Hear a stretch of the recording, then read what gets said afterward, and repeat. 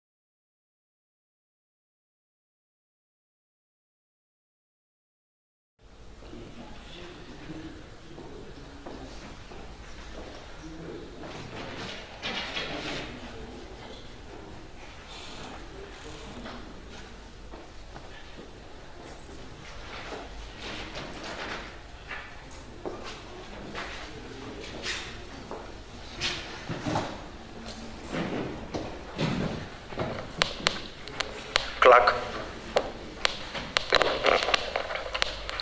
Order number 1, administration of oath. Order number 2, communication from the chair. Order number 3, messages. Order number 4, petitions. Order number 5, papers. Order number 6, notices of motions. Order number 7, questions and statements. Order number 8, motion.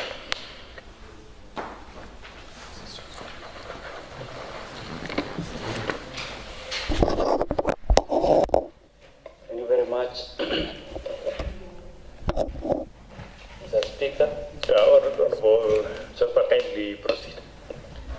Thank you. Mr. Speaker, whereas Article 293 of the Constitution of Kenya 2010 empowers county governments to impose property rates, entertainment taxes, and any other tax that is authorized by an act of parliament, where that the collection of land rates remains a significant source of revenue for this county, which, if properly harnessed, can contribute substantially to the fiscal sustainability and service delivery in Bomet County. Noting that Section 3 of the Rating Act, Cap 267 of the Laws of Kenya, mandates the county government to prepare evaluation roll to assess land rates payable to by property owners within its jurisdiction, concerned that the current revenue collection from land rates remains below potential due to outdated valuation rolls, poor enforcement mechanisms, lack of awareness among landowners, and inadequate incentives for prompt compliance. Recognizing that the governor has the power under Section 159 of the Public Finance Management Act 2012 to grant waivers on penalties and interest for unpaid land rates as a means of encouraging compliance and enhancing revenue collection. Further recognizing that an updated valuation roll and a well-structured system of land rates assessment and collection can significantly boost on-source revenue for the county government of Bomet, thereby reducing dependence. Now, therefore, this county assembly resolves that 1. The county executive committee member for finance and economic planning expedites the development and implementation of a comprehensive valuation role to reflect the true market value of land and properties within the county for effective land rate assessment. 2. The county executive committee member for lands, housing and urban planning, in collaboration with the treasury, reviews and revises the current land rates levies to align with economic realities and the need for enhanced revenue collection. The county executive committee member for finance and economic planning to implement a structured waiver policy on penalties and accrued interest for land rates and as a temporary incentive to encourage payment and compliance. Fourthly, Mr. Speaker, the county government to strengthen enforcement mechanisms by establishing a digital land rates collection system that enables online payments, automated billing, and real-time monitoring of land rate compliance. Fifth, Mr. Speaker, a public sensitization campaign be undertaken to educate landowners on the importance of paying land rates, legal obligations involved, and the benefits of compliance, including better service delivery. 6 is the county government should repossess land in cases where landowners fail to pay land rates for a prolonged period following due legal process. Such land should be repurposed for public use, including the construction of essential amenities, such as public toilets, markets and recreational areas to benefit the community. 7, Mr. Speaker, is that the County Assembly, through the relevant committee, to exercise oversight on the implementation of the valuation role and revenue collection strategies to ensure efficiency, transparency, and accountability in land rates management. 8, further that the County Executive Committee member for Finance and Economic Planning to submit quarterly progress reports to the Assembly detailing the impact of these measures on revenue collection and land rates compliance. Mr. Speaker, in coming up with this motion, Mr. Speaker, we all understand that we still have a challenge in terms of revenue collection, which as an assembly we have an obligation, Mr. Speaker, to ensure that we streamline the revenue collection. Mr. Speaker, in as much as this motion might not be popular to many, it should remain in us that the application or the buck stops at us. Mr. Speaker, there are certain areas which this motion has clearly highlighted. One is the issue of valuation role, which is still unexplainable as to why the county government of Bomet does not maintain an updated valuation role up to this point in time. Mr. Speaker, there is a need to urgently review market rates for various property so as to ensure that whatever we are charging as rates for the various properties that have been developed, especially within the municipality and the various town centers that we have, pay adequately or the reasonable amount of rates. And in this motion, Mr. Speaker, I'm urging that we urgently have an updated valuation role so that the revenue collection can be made clear and transparent. Mr. Speaker, something else which is very key and which I want to bring to the attention of this House. we have the various small centers that are coming up. And today, Mr. Speaker, to come up with the basic facilities in these towns are a problem. Various centers, Mr. Speaker, you want to come up with the county government wants to establish, for instance, public toilets, places where to install water tanks in these centers, places where to have the poda sheds, or even where to install the floodlines, Mr. Speaker, is really a challenge. And you'll find in most of these towns, Mr. Speaker, there are no public lands or purposely for public utilities. And therefore, it is important that the county government follows due legal processes in repossessing lands, which, in my view, have not been developed since, and which can be instead utilized by the county government in installing the basic utilities within the towns. Mr. Speaker, the law to issue waivers where necessary, and it is unless the governor himself decides to grant waivers, particularly on penalties and interest, then we will still have huge unpaid land rates, which would otherwise have encouraged compliance and enhanced the revenue collection. Mr. Speaker, you will find most of the lands or most of the properties, they have accrued a lot of rates. There are penalties, which it will only take the position of the governor to grant waivers on this issue so that we enhance our revenue collection. So the key point here, Mr. Speaker, is that we need an updated valuation rule as urgent as possible. We also ensure that there is better enforcement mechanisms for revenue collection.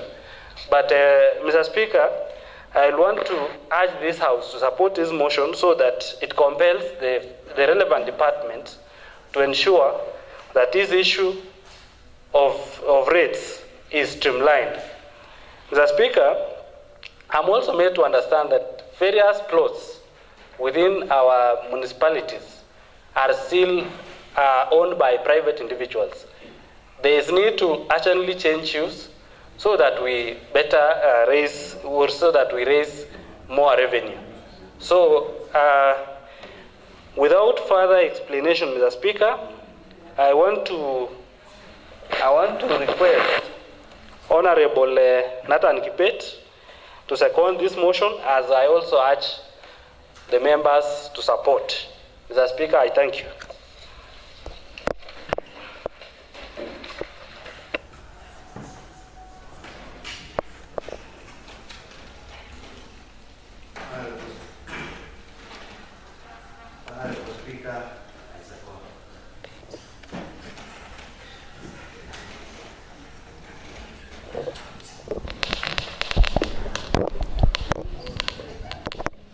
Okay, thank you, the motion mover and the seconder. I now want to propose the motion. Whereas Article 2093 of the Constitution of Kenya 2010 empowers county governments to impose property rates, entertainment taxes, and any other tax that is authorized by an act of parliament. Aware that the collection of land rates maintain a significant source of revenue for this county, which if properly harnessed can contribute substantially to the fiscal sustainability and service delivery in Bomet County.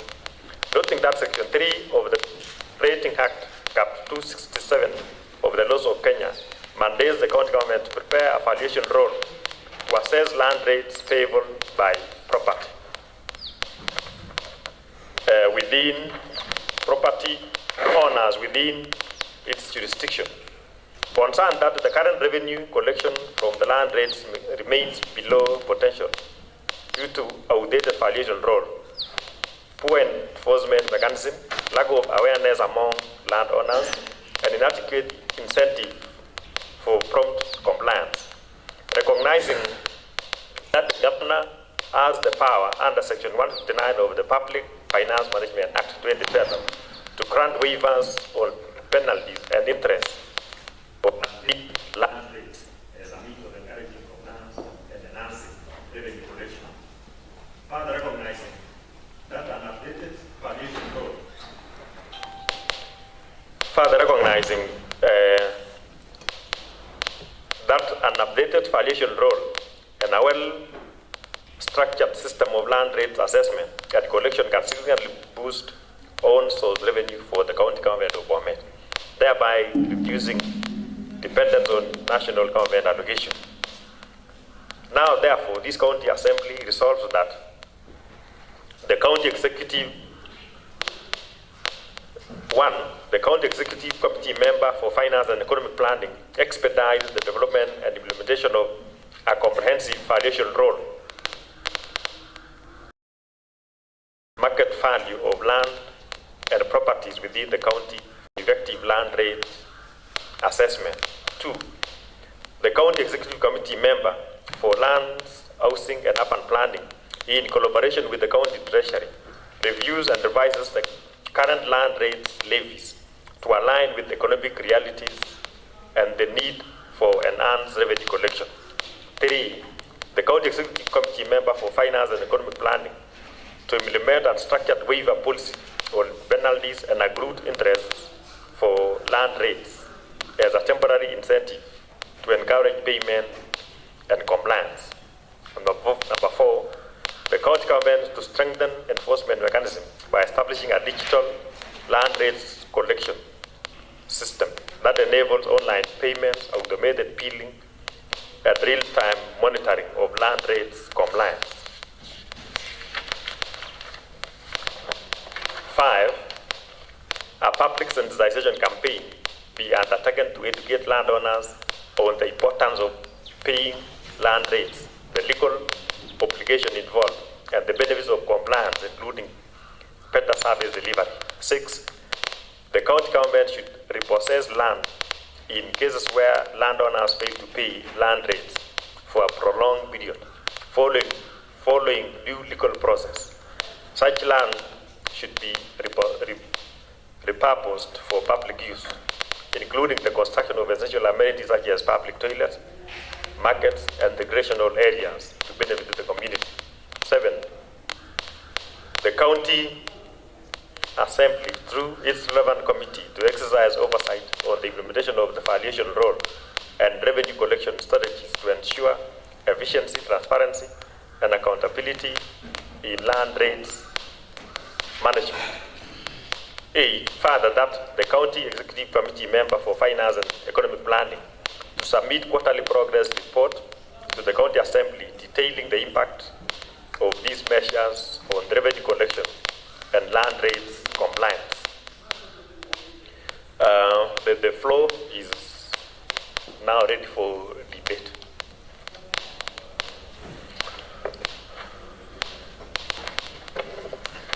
Honorable Roslyn. Thank you, Honorable Speaker. Allow me to appreciate the motion mover, Honorable Chabet, for raising this motion. As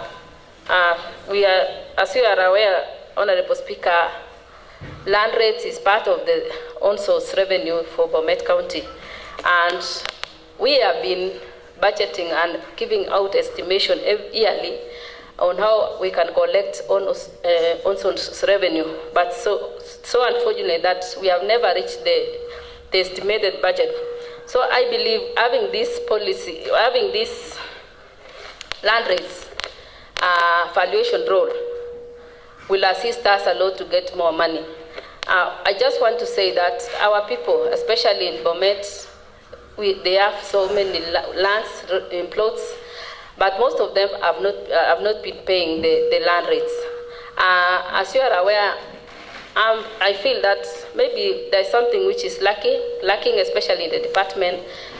We should organize a way of encouraging our people to pay land rates. because that is one way of collecting money for our own source revenue. Another thing is that the town planning, when we collect land in own source revenue, will assist us to have to organize our town, that is Bomet, and even other municipalities like Sotik. The issue of waiver. We are aware that most of the people purchase land, but they have never paid the land rates for more than even 10 years. And it has accrued to maybe a big amount that they cannot be able to pay for the county.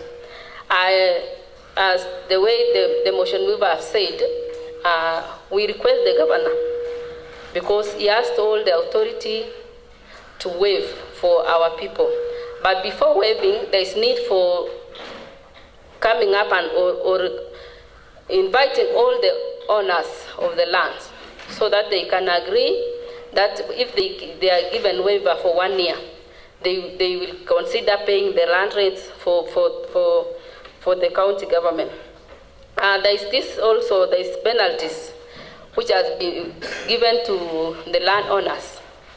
But it's so funny that even if they give out the penalties, we realize that they are not even paying, because there is no serious measures and enforcement in our county to ensure those who have lands are paying the penalties.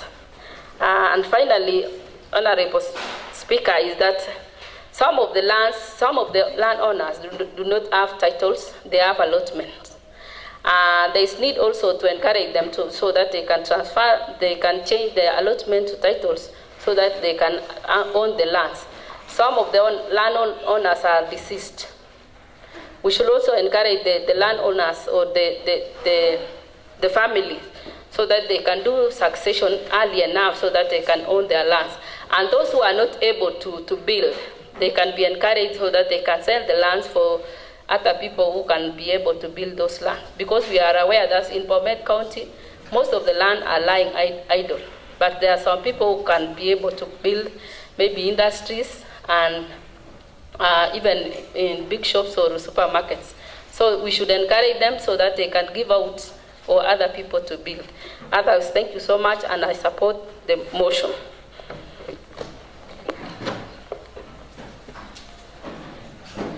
Honorable Vincent. Thank you, Honorable Speaker. Honorable Speaker, I also rise in support of the motion before this Assembly, Honorable Speaker.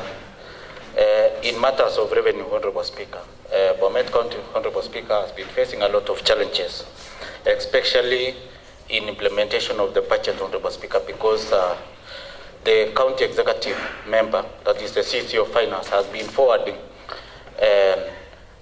an estimate of more than 600,000, Honorable Speaker, whereas the actual revenue since the inception of the devolution, Honorable Speaker, has not been exceeding 240 million, Honorable Speaker. So I want to note, Mr. Speaker, that this motion will go a long way in assisting the collection of revenue if the executive will implement the said motion, Honorable Speaker.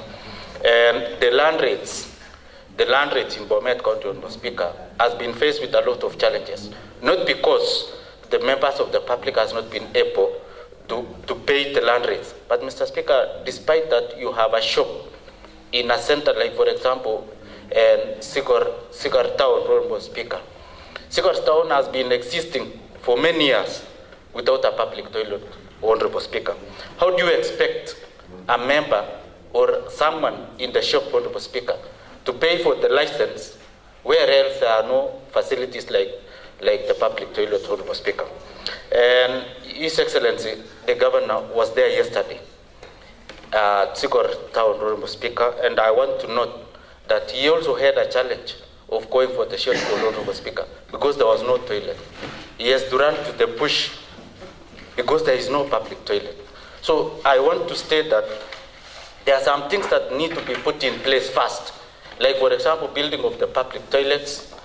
There are these lands that Honorable Josephat Kirui has mentioned, that there are idle lands around Bomet County that has been encroached, that has been lying idle. And you expect the governor to give out the way. Point of order, Mr. Speaker. Honorable Wesley. Just to my good friend, Honorable Vincent Mutai, and he's alleged a statement that if indeed the governor ran to the bush, he should substantiate, because preferably this house is a house of order. And it's a house in the hill where even the young children learn from. And if we say a very CEO of this county is running to the bush, what are we telling our children? Can he tell us whether it is true? And if it is true, let him substantiate. Honorable Speaker, even if Honorable Caro is clapping, I don't know if Honorable Kiprotich wants me to produce the video, Honorable Speaker, because going to the toilet is a private thing. I don't know which he wants me to substantiate in which place, Honorable Speaker, because there are no CCTV. Speaker, I'm interested in the bush, not the toilet. We all go there. Thank you, Honorable Speaker. Nonetheless, allow me to continue, Honorable Speaker. The toilet is not there in Sigurd Town, Honorable Speaker. That's a fact. I can substantiate that. And Honorable Speaker, how did you associate the Lack of toilet with the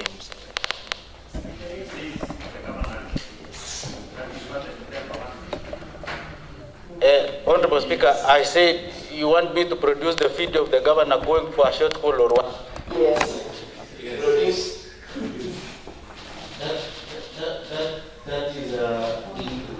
That is going into the private of someone. Allow me to as of the time use language especially when we are dealing with a very serious matter like the proceed. Thank you, Mr. Speaker. And Mr. Speaker, can you protect me from unnecessary orders, Honorable Speaker? Yeah, you are protected. This is a matter that is very important, Honorable Speaker. We need to discuss how this county is benefiting from the county rate. Point of order, Mr. You are protected, Honorable. We don't need to come here and bring matters of Honorable Barchok, Honorable Speaker. Point of You are protected, Honorable Member. Honorable Dennis, what is your point of order? Thank you, Mr. Speaker. Mr. Speaker, we are all aware.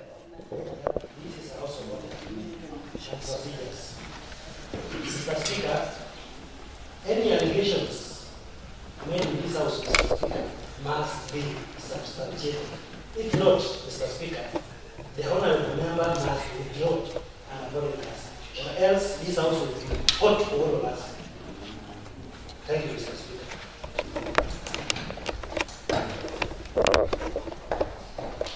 What do you want the honorable member To apologize. What is the exact Mr. Speaker, the allegations that the CEO of this country, Mr. Speaker, went to the bush to ease himself should be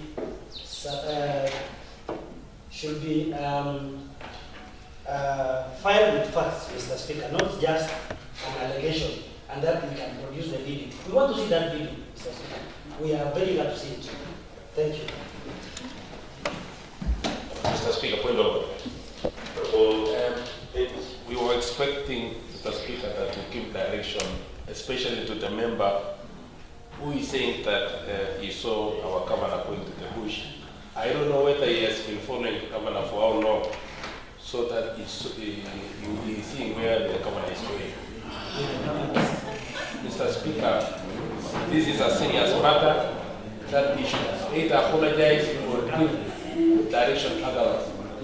Mr. Speaker, This is a serious matter because many people are watching us worldwide, and the person who should be complaining more should be the mover of the motion, because a member is diluting the motion. That is very serious, because we are following. Even me, I was saying that it was a bit becoming late, but I had to rush to catch up with the proceedings of the day, only to find somebody diluting the same motion, which is very serious. So give direction, Mr. Speaker. Thank you, Honorable Speaker. Honorable Member, Honorable Bernard. Thank you, Honorable Speaker. I just raise a point of clarification, Mr. Speaker. I was able to accompany His Excellency Governor Sikor. I did not see Honorable Katam.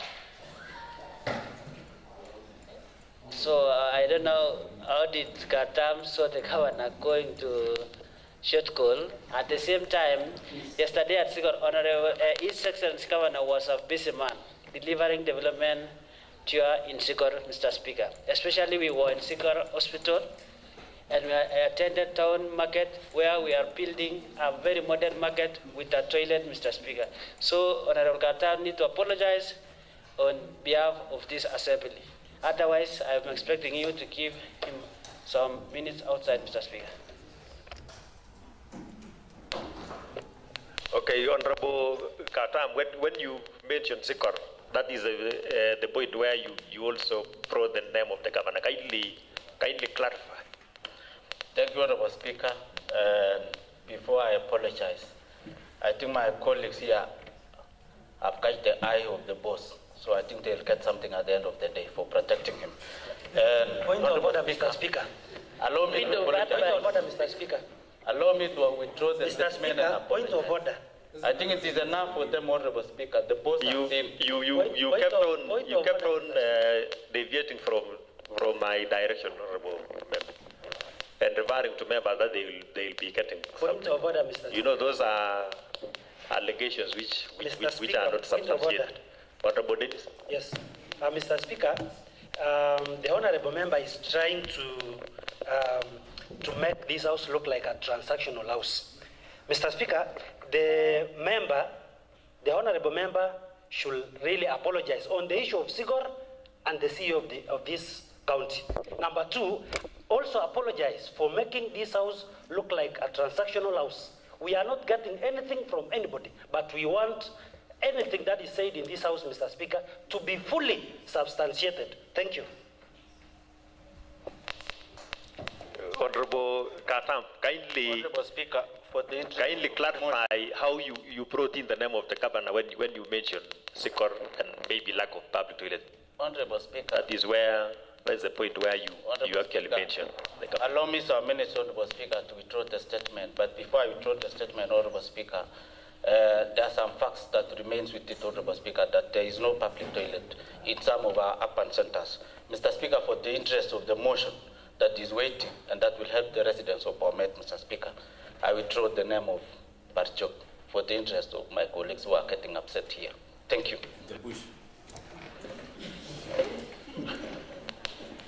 Honorable Wesley. Well, thank you very much, Honorable Speaker, for giving me this opportunity to also contribute on this matter that is at hand. And preferably, from the onset of my contribution is to say that I support the motion at hand, brought about by the member for Singorwed Ward, Honorable Joshua Kipkirui. And the reason why I was rising up on a point of order, although it is now over, Mr. Speaker, I've been having an opportunity to sit where you are. Sometimes I was a very big person in this assembly. And allowing the assembly to degenerate into accusations that do not have substantive evidence is just allowing the House to be used in a way that every one of us want to, which we do not want, because this House is referred to as honorable and it will remain so. Mr. Speaker, if we allow the personal vendetta to be traded in this House, then we will not be able to get whatever we want out of it. I'm very glad that at least sanity is coming back, but to be told by an honorable member whom I highly take of high integrity that we are catching the eyes. There are so many eyes in the world, Mr. Speaker. Which eye did he also want to catch? And out of this, we want to say that the motion that has been given to us by Honorable Josephat Kipkirui is actually a way of trying to assist the county. Mr. Speaker, for those of us who sit in the Budget and Appropriations Committee and the rest of the House, we have been having a lot of problem in trying to balance the revenue basket, which is comprising of the equitable share from the national government. It is comprising of the own source revenue that we are getting from our own county, and the rest of the grants that we are going to have. Mr. Speaker, there has been so much that we are unable to get because we budget invariably a non-source revenue that is hard to come by. Mr. Speaker, in what Honorable Josephat has given to us in this very long motion, he has pointed out quite a number of issues, and the most important one is the property tax. Mr. Speaker, if we don't teach our people the good governance, if we don't teach our citizens the responsibility of a citizen, then we are raising a generation that is not going to mind so much about what is going to come by. Mr. Speaker, we have a law that as citizens we are supposed to pay the taxes. But if the governments, Bomet County government being one of them, allows the citizens not to participate in tax payments, then we are raising a generation that will always know that it is good not to pay a tax. We are raising a generation that will always try and do two things. There is what we call tax evasion, and there is what is called tax avoidance. Which one is our people doing? Are they evading doing it, or they are actually avoiding doing it completely? Now, Mr. Speaker, I was seated in this House in the Second Assembly, and somewhere in 2019, there is a property tax diagnostic assessment that was done by a consultant from World Bank, I suppose. And quite a number of issues were raised and a number of recommendations. If I want to delve so much, preferably on the multinationals, Mr. Speaker, you will notice that the multinationals are actually paying a paltry amount. I understand they are paying 2% of a valuation that was done preferably between 1996 and 1997 that valued 1 acre of land in Bomet, or preferably in Kericho, Muranga, and the rest of the places where the multinationals are, at 80,000 shillings. Mr. Speaker, 2% of 80,000 shillings, and you can easily tell that indeed it is not true that currently a value of an agricultural land is going at 80,000 shillings. Mr. Speaker, I am informed again that when the counties are threatened, let me use that word, threatened to have a valuation role that is going to hit hard on the multinationals, a service agreement was agreed between the county governments where the multinationals are seated in. That is Bomet, we have Kericho, we have Muranga, we have Nandi, and the like. And that particular agreement was that we double the amount of tax that is being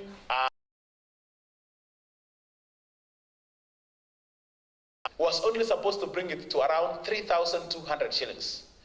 And I am told again that they cut that, the 3,200 to be implemented fully in 2027. Mr. Speaker, preferably that is a failure of the counties. That is a failure of the assemblies that we are dealing with. Why can't we have a valuation role that is going to bring more revenue to our county? Why don't we have a valuation role that is going to compel the individuals to pay their taxes? And Mr. Speaker, if public participation is not done, then it is going to be a negative thing altogether. It is not going to work. So we are supposed to have a whole policy-making process. And what is funny, this House has always been cheated. Mr. Speaker, we have always had the CCs coming here, CCs for lands, CCs for finance, and the like. And what they are doing, they are lying to the House. There is a time, Mr. Speaker, that they said that the valuation role for the Bomet County was at 99% complete.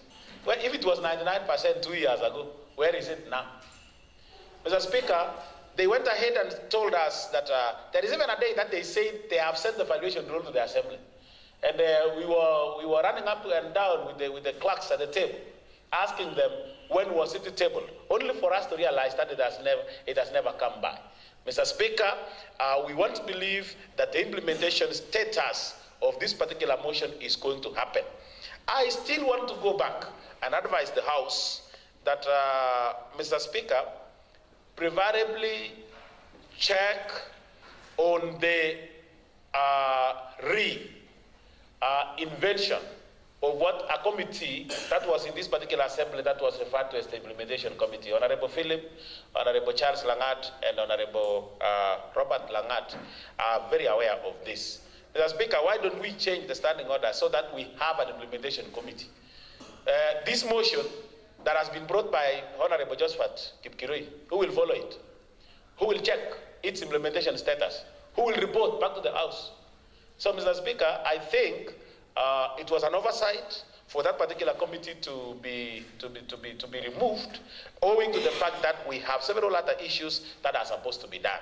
Going to that particular report of 2019, they recommended short-term processes, medium-term processes, and long-term processes. So it should again be redone. I want to ask, preferably, the Committee on Lands, Housing and Urban Planning of the Assembly to check on that report and preferably check its implementation status. Thank you. I support.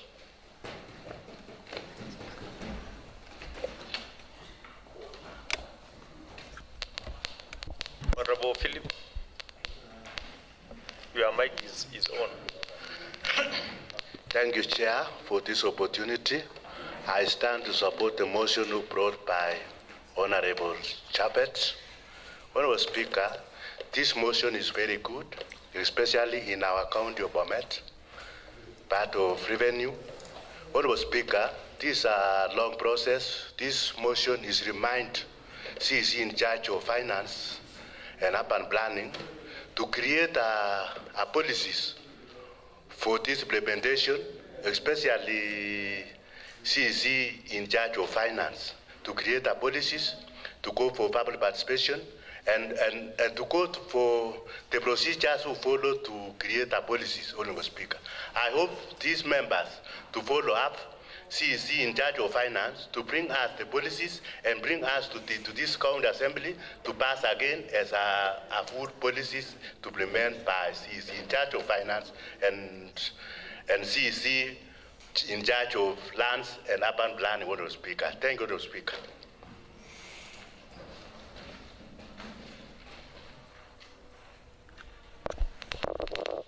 Honorable Josephat motion mover, you I want to give you right of reply. Time for right of reply. Thank you very much, Mr. Speaker. I want to begin by reminding my members or my colleagues that I'm Josephat, not Javed. But if they are considering changing my name anytime soon, we need to have a discussion separately. That one aside, Mr. Speaker, I want to thank the members who have contributed to this motion and whom I trust them to support the motion for having seen the need to have this motion in place, Mr. Speaker. I want to particularly thank the members who have really added a lot of meat on this motion, Mr. Speaker.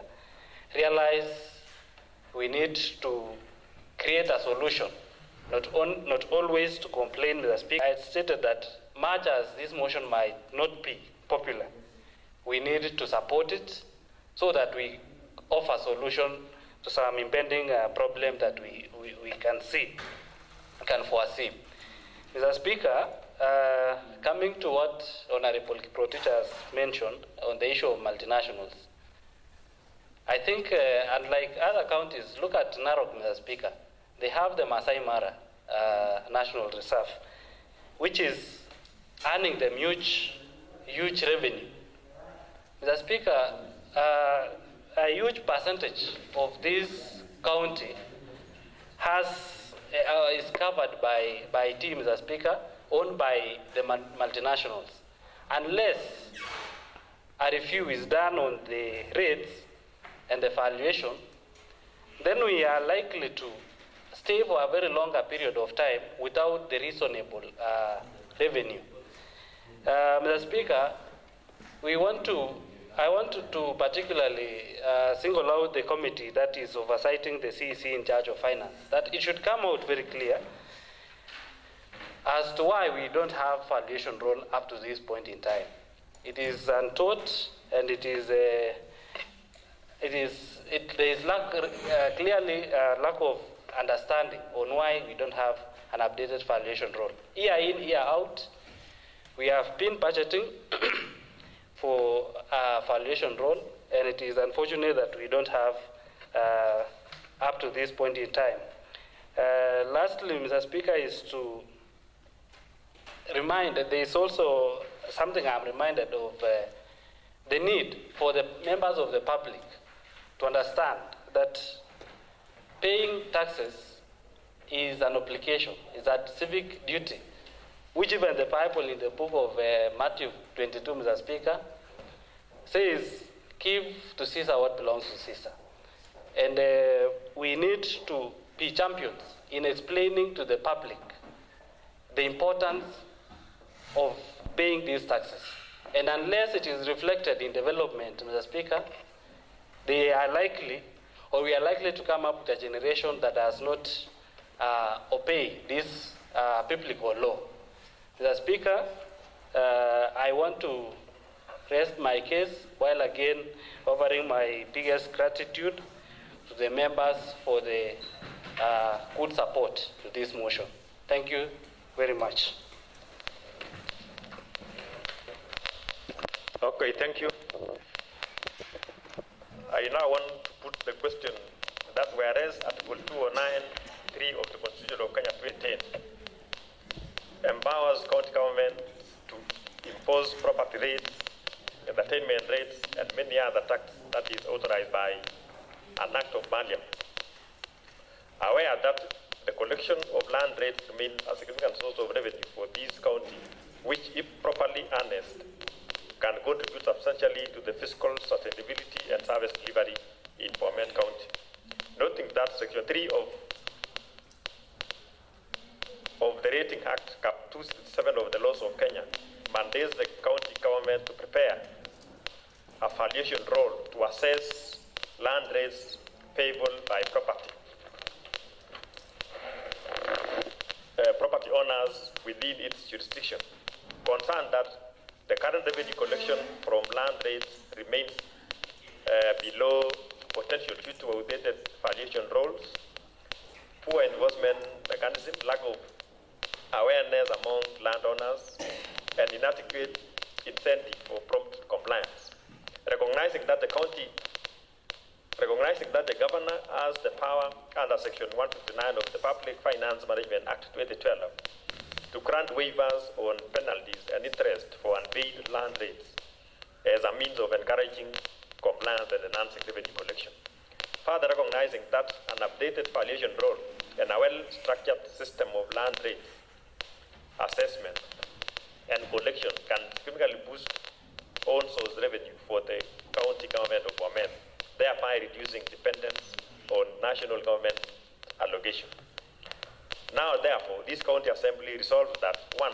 The county executive committee member for finance and economic planning expedite the development and implementation of a comprehensive valuation roll to reflect the true market value of land and property within the county for effective land rate assessment. 2.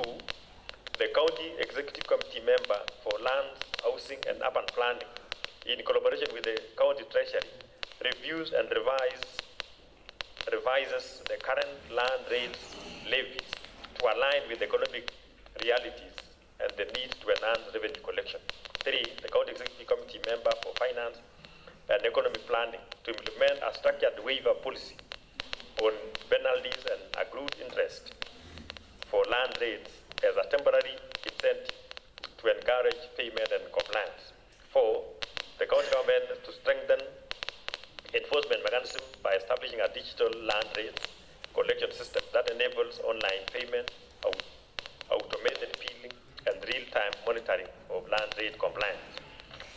5, a public sensitization campaign be undertaken to educate the landowners on the importance of paying land rates, the legal obligation involved, and the benefits of compliance, including better service delivery.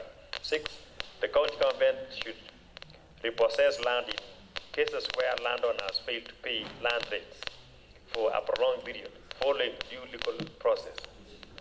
Such land should be proposed for public use, including the construction of essential amenities such as public toilets, markets, and recreational areas to benefit the community. 7, the county assembly, through its relevant committee, to exercise oversight over the implementation of the valuation role and revenue collection strategies to ensure efficiency, transparency, and accountability in land rates management. 8, further, that the county executive committee member for finance and economic planning to submit quarterly progress report to the county assembly detailing the impact of these measures on revenue collection and land rates compliance. And will as many of a similar opinion say aye? Aye. Will as many as are of a contrary opinion say nay? The ayes have it. Yeah, thank you.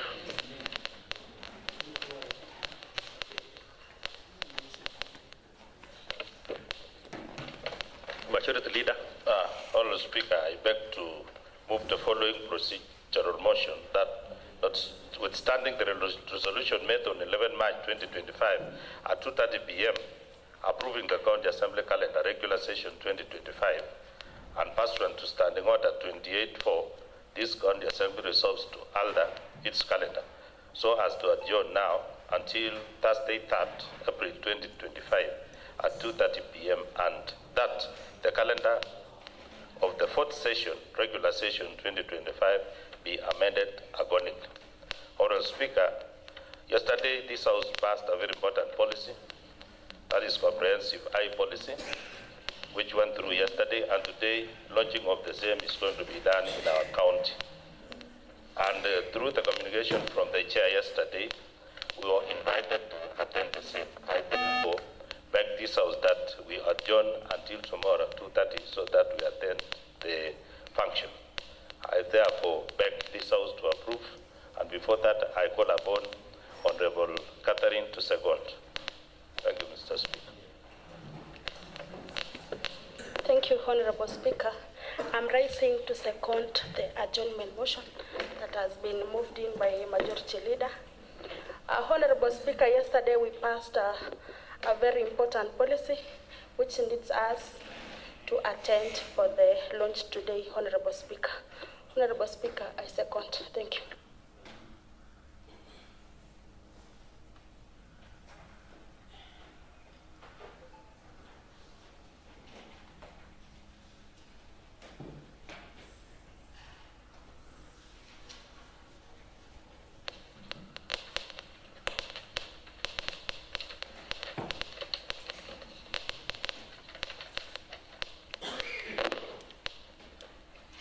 I now propose a procedural motion that, notwithstanding the resolution made on 11th March 2025 at 2:30 p.m., approving the County Assembly calendar, regular sessions 2025, and pursuant to Standing Order 28-4, this County Assembly resolves to alter its calendar so as to adjourn now until Thursday, 3rd April 2025 at 2:30 p.m. And that the calendar of the 4th session, regular session 2025, be amended accordingly. The floor is now open for debate. Honourable Wesley. Honourable Speaker, our standing orders provides that there are amendments that can be moved without notice, and owing to the fact that under as per the motion that has been given to us by the Majority Leader on the adjournment of this House to tomorrow, I wish to move an adjournment, an amendment. And my amendment will be to change the Thursday that is proposing that we meet tomorrow and to replace it with Tuesday. Should you allow me to move that amendment without notice, I'll proceed. Yeah, kindly proceed. The other mistake that the majority leader has done, he has not supplied us with the motion, neither in hard copy nor in soft copy, and therefore I will not be able to read verbatim his motion. Allow me therefore to move the amendment to the motion on adjournment moved by the majority leader, and to replace Thursday with Thursday, which date is it? Third Thursday with Tuesday next week. I don't know which date it will be. You will check the calendar and you'll be assisted by 8th of April. That will be Tuesday at 2 p.m., our normal sitting time. I actually read that he requires, the majority leader, and finally the county requires the participation of the assembly in today's launch of what this assembly passed yesterday concerning the comprehensive eye policy.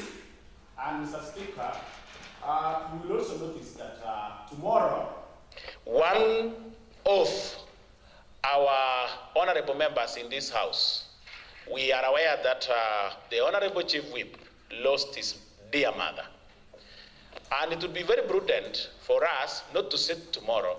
Number one is to give due respect to our whip and due respect to the fallen mother, and preferably allow us to travel all the way to Chemaner to participate in a fundraising that I am told it is there tomorrow. Mr. Speaker, you are very aware that most of our fundraisings are done in the afternoons. And the day that the majority leader has given us to come back to the assembly is still in the afternoon. I would want to ask this House that in us agreeing with what the majority leader has done, we will agree to adjourn now so that we don't sit this afternoon. And I am now amending that motion that we don't sit tomorrow in the afternoon so that we give due respect to our majority whip and attend together to stand with him tomorrow, so that we will not be having problems of coming to the assembly and also going there. I want to move that we amend, and I want to ask Honorable Josephat Kipkirui to second for me. I want to second the motion that has been amended by the honorable member from Chapas. Clearly has explained all the grounds as to why we need to postpone the sitting to Tuesday. I want to agree with his thought, and Mr. Speaker, allow me also to convey a message of condolence to the majority whip who lost his matter. Mr. Speaker, it will be prudent for this House to join hands in supporting the plans towards the burial of the matter. And even as I support this motion, I want to encourage that we all move to Chemaner tomorrow so as to stand with our brother, Honorable Richard Ruto from Chemaner. Mr. Speaker, I second.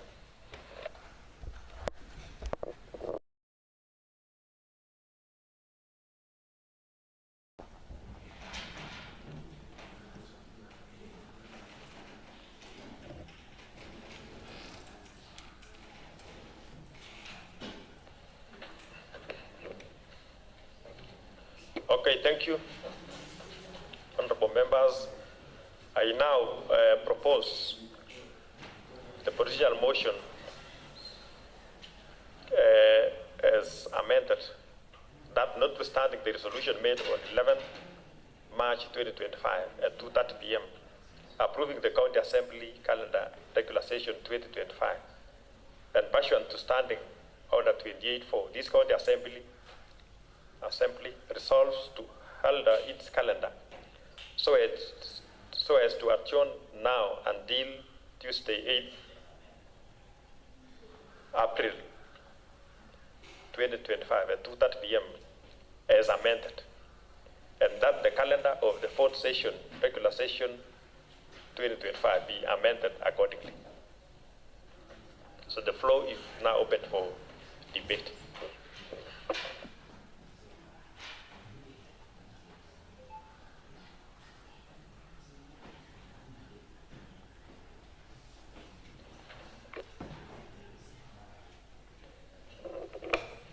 I now want to put the question that, notwithstanding the resolution made on 11th March 2025 at 2:30 p.m. approving the County Assembly calendar regular session 2025 and pursuant to Standing Order 28.4, this County Assembly resolves to alter its calendar so as to adjourn now until Tuesday, 8th April 2025 at 2:30 p.m. as amended, and that the calendar of the fourth session, regular session 2025, be amended accordingly. And will as many as are of a similar opinion say aye? Aye. Will as many as are of a contrary opinion say nay? The ayes have it. Clerk. Adjournment.